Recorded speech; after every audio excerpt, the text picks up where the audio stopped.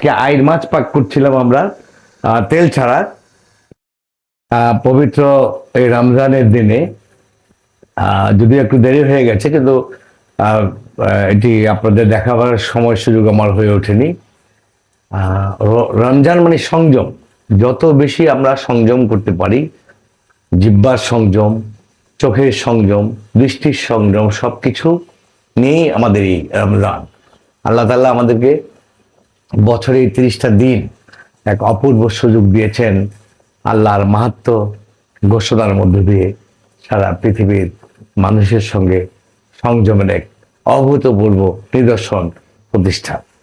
আমরা এই রমজানের দিনে পেঁয়াজু, বেগুনি, বিভিন্ন ভোজ্য তেল যেগুলি আমরা বাজারে পাওয়া যায়, এগুলো দিয়ে আমরা পাক করে থাকি।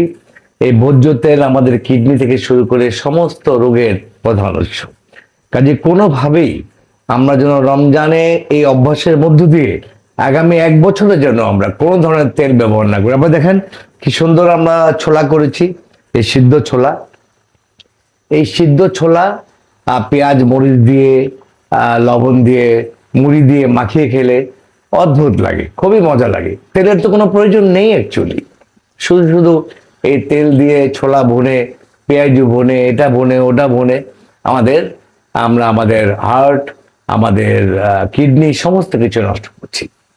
কাজে আসুন এই রমজানে যে আমরা যে অভ্যাসটা গড়ে তুলছি যে কোনোভাবেই কোনো ধরনের তেলযুক্ত আমরা খাবার খাবো না, সেই লক্ষ্যকে অটল রেখে আমরা আগামী 1 বছরের জন্য একটা পরিকল্পনা নেই। আমরা আর কোনো এই সয়াবিন তেল আমরা ব্যবহার করব না।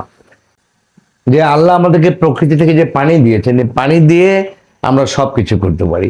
দেখেন পানি দিয়ে আমরা ছোলাটাকে সিদ্ধ করলাম, এখন এর সঙ্গে একটু মুড়ি মাখাবো, একটু পেঁয়াজ দেবো, কাঁচামরিচ দেবো, লবণ দেবো, সুন্দর করে মুড়ি দিয়ে মেখে আমরা এটা সহজে খেতে পারি।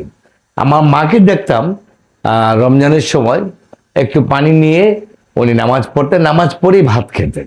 তা আমিও সেই অভ্যাসটা বজায় রেখেছি, এবং আমরা যদি সে অভ্যাসে যেতে পারি তাহলে আমাদের ইনশাল্লাহ স্বাস্থ্য সবসময় ভালো থাকবে। দেখুন এই ফাঁকে দিয়ে আমরা একটু দেখি, আমাদের আজকে আইর মাছ পাক করছিলাম আমরা তেল ছাড়া। এই আইর মাছটা একেবারেই তেল মুক্ত। আমরা একটু ধনেপাতা দিয়েছি, একটু টমেটো দিয়েছি, এবং অসাধারণ একটা স্বাদ ইনশাল্লাহ হবে, আগেও আপনারা দেখেছেন। এবং মাছ, মাংস, সবজি, যে কোনো কিছুই আমরা যদি জাস্ট মশলা যা যা লাগে তা দিয়ে মেখে পানি দিয়ে বসিয়ে দিই এবং লবণটা যদি টেস্ট করি, রোজার দিনে যারা টেস্ট করতে পারে না, অনুমান করে দিয়ে আমরা ইফতারের সময় এটা দেখতে পারি, এবং খুবই সুন্দর হয়, খুবই চমৎকার হয়।